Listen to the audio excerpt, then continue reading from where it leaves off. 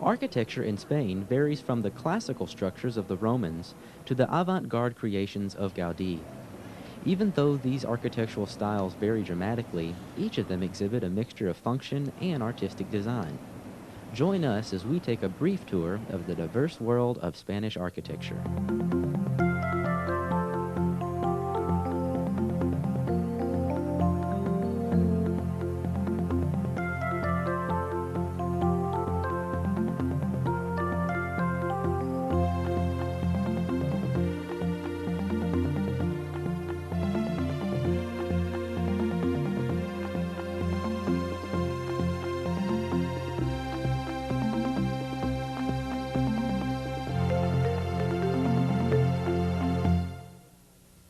One of the reasons Spanish architecture is so different from that of other European countries is because it has been influenced by three different cultures: the Romans, the Muslims, and the Christians.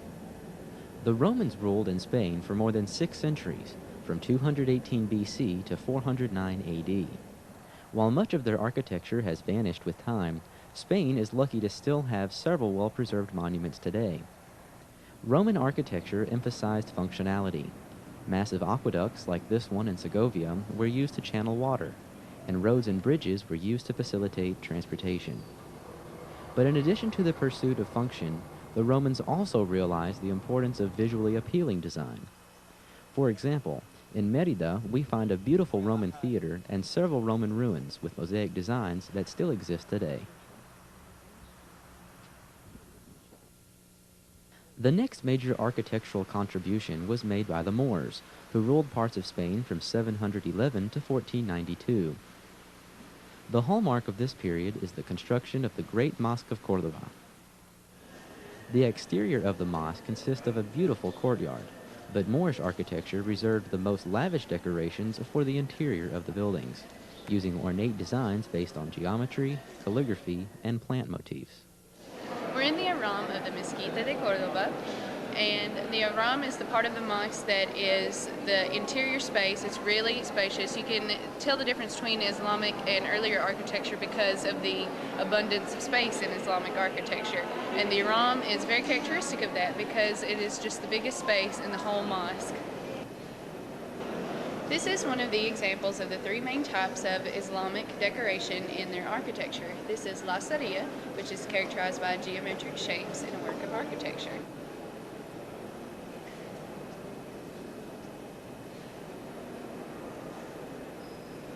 Right now we're in the Mascara, and it is the part of the mosque that is the most decorated usually. It's directly anterior to the mihrab. And you can see in this mosque the arcos de polivolado, which are also very characteristic of Islamic architecture. Here we see another example of one of the three types of decoration in Islamic architecture. It's called atarique, and it's vegetable-like and very curly lines of decoration in the architecture. Very intricate. Now we're in the mihrab. The mihrab is the main focal point of the entire mosque, and it's what the mascara has built up with its decoration. If you look on the horseshoe arc on the mihrab, you see atarique again, and above it you'll see kufika, which is the third type of Islamic decoration in their architecture. Kufika is using Arabic letters with other decorations around them to decorate the architecture. Wine cellars are a relatively hidden architectural element, but these underground rooms are naturally cool and provide perfect storage for Spanish wine. Spain is the third largest producer of wine in the world.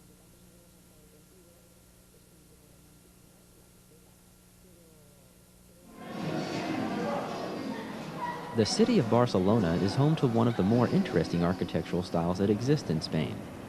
Modernism, which is the Catalan interpretation of Art Nouveau, developed toward the end of the 19th century. This style is best illustrated by the works of Antoni Gaudi, who was born in 1852. Gaudi's style is strikingly unique, using curved lines, organic forms from nature, parabolic arches, and detailed ornamentation. Although Gaudi designed several buildings, his most celebrated creation is by far La Sagrada Familia. In 1883, Gaudi was given control of the project, which he drastically changed. The unique appearance of the church's exterior is created by the extensive use of detailed statues. Inside, Gaudi's plan calls for a forest of fluted pillars to support 4 galleries, while skylights let in natural light. La Sagrada Familia became Gaudi's life's work, as he chose to live in the site for 16 years. Although he didn't live to see the project completed, his vision continues today. Some say the project won't be completed for another 80 years.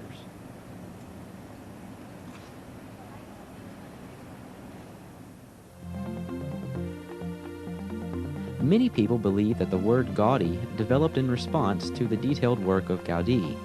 However, this can't be true because the use of this word dates back to the 16th century. Antoni Gaudi was born in 1852.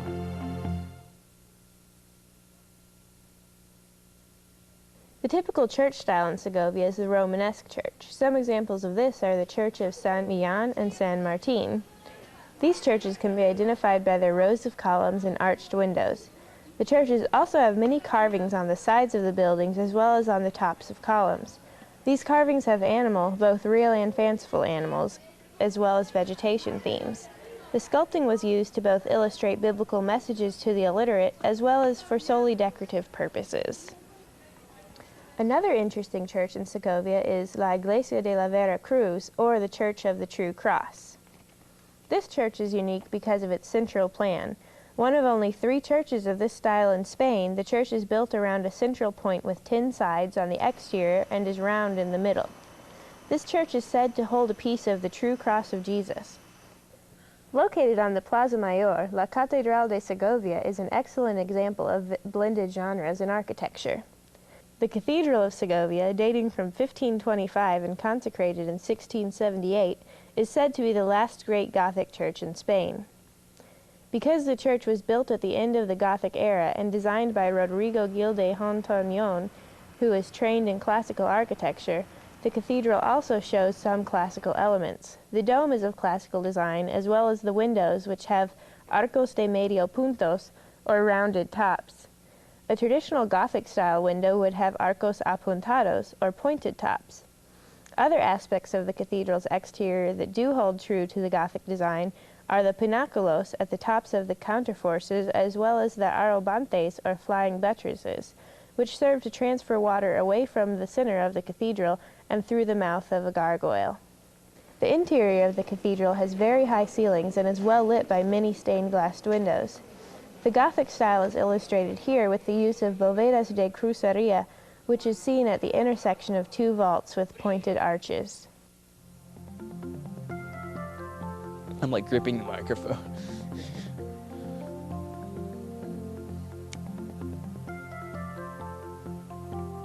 The typical church style in Segovia, I just looked down at my paper. I'm a news anchor. Some examples of this. The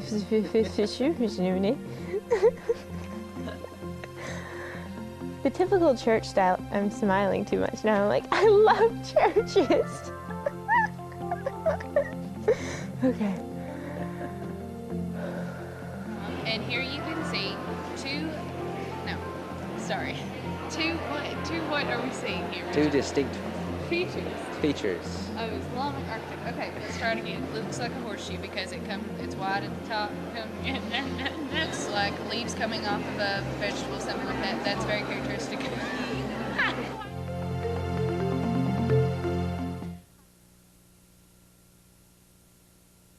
Hi, my name is Mitch Amoen, and I'm the producer of Postcards from Spain. This semester, we've taken a brief look at Spanish culture, food, the people, and even their history. For the last 2 episodes, we're going to hear interviews with students who actually studied abroad in Spain in the spring of 2004 with the Key Study Abroad program. We're going to listen to their remarks on how they think they were personally affected by this once-in-a-lifetime experience.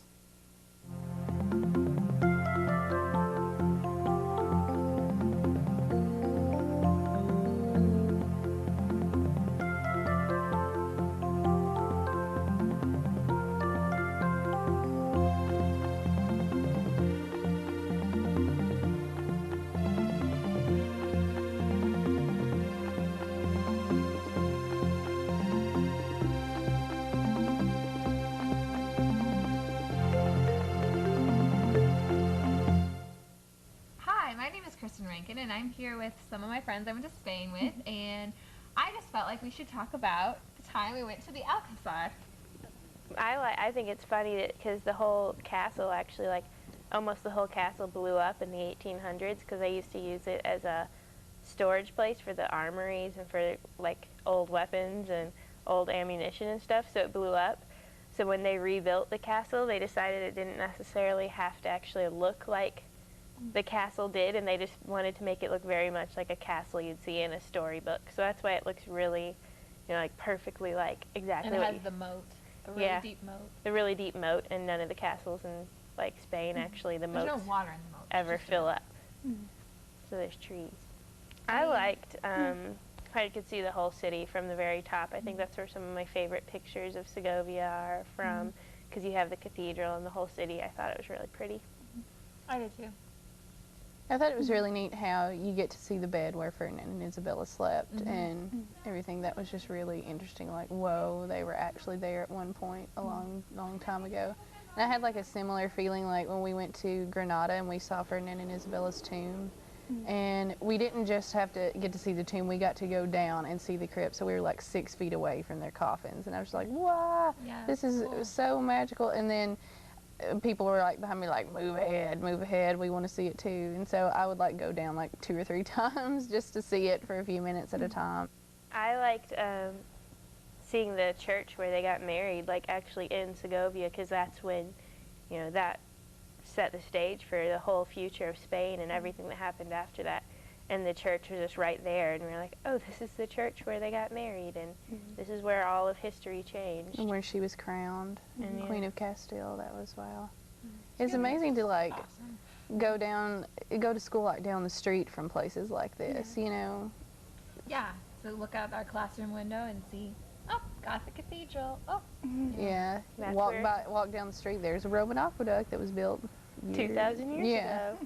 It's crazy how old stuff is over there. Like I was telling a hairstylist that was doing my hair there, I said, I'm gonna miss like having all the history around me, like all the old stuff. She's like, well, in America you have, you know, history too. And I'm like, the oldest thing we have are trees, really. Yeah. You know? Yeah. In Spain, things are a lot older. Yeah. But hey, American history's good. Listen to me make disclaimers.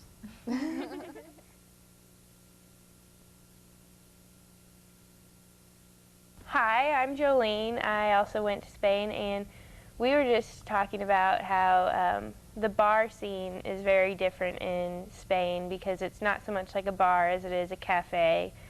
And our favorite place to go was Trace Bay because it was right under where our classrooms were, and so we could, you know, just go down there for coffee between classes.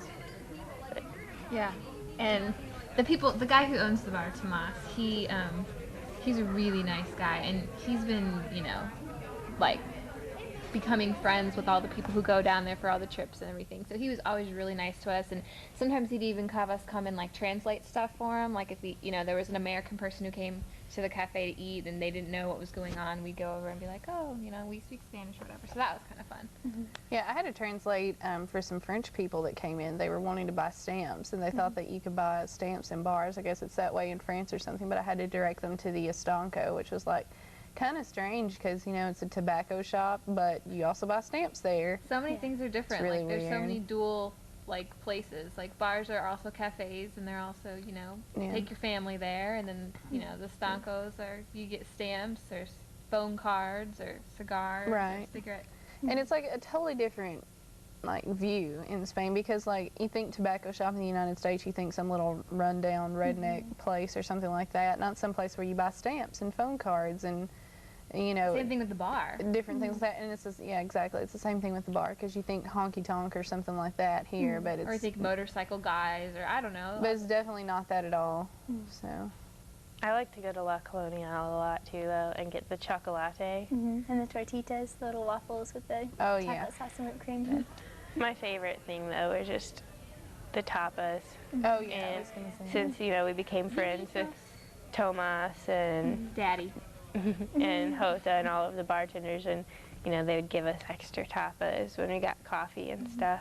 They really are a lot nicer. I mean, once they know you as an American, they don't just automatically discriminate, like, oh, Americans. Like, they may not like our country or our presidency or whatever, but they, you know, the people is what matters to them, I think. And that's really was... Well, Tomas gave me, like, one of the best compliments ever one time. Like, 100 people from England came into the bar all at once when I was there studying, and so I just kind of got out of the way. And when they all left, like 30 minutes later, I said, do you ever get tired of, you know, all the Ingleses coming in here? And he goes, well, sometimes, you know, and sometimes the Americans are kind of a bother, but you and your friends, you all are Segovianos now. You know, you don't have to worry. So. Aww. I just got goosebumps when you said that.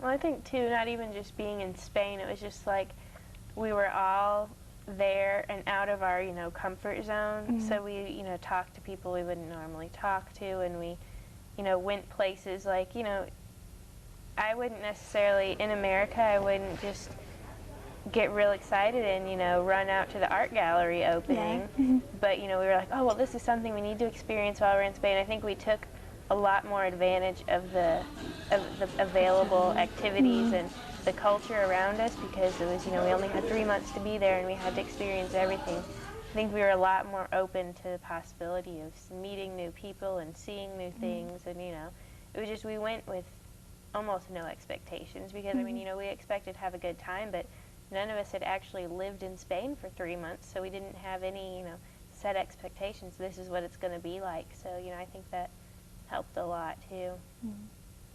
And we just made so much better friends with the people we went with, because, you know, like, Tariqa and I didn't know each other really before we went. You know, I didn't know anybody. I knew a couple of people, sort of, but, you know, we're like best friends now that we're back. I think that helped, too. Yeah, and I was already, like, really close to you guys, and now that we experienced Spain together, I just feel like a million times closer. And Tariqa, I kept trying to get Mitchum to explain to me who you were, because I did not know. I was just like, I don't, she's like, she has long brown hair, and I'm like, lots of people have long brown hair. Who's Tariqa? And now I've gotten to know you, I feel like you're one of my close friends, and it's so strange how just 3 months in a foreign country can make you so close-knit. Yeah. I wish we could compare and contrast, like, our plane ride going to Spain, where you and me were sitting next to each other, and our plane ride back, where we were sitting next to each other. Like, on the way there, we were just sort of... Yeah, I was intimidated. I was like, so, you know? Yeah.